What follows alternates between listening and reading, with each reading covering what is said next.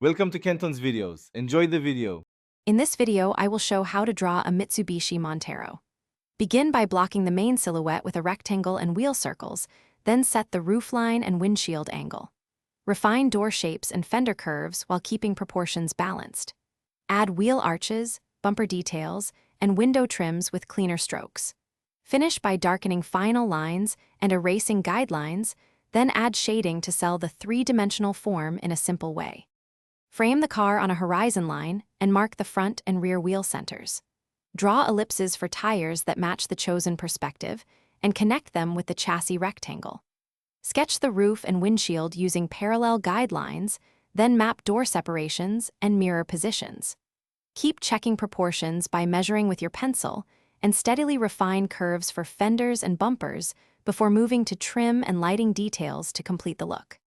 Focus on the front fascia by simplifying headlights and grille into clear shapes, then add the trademark hood contours and side creases.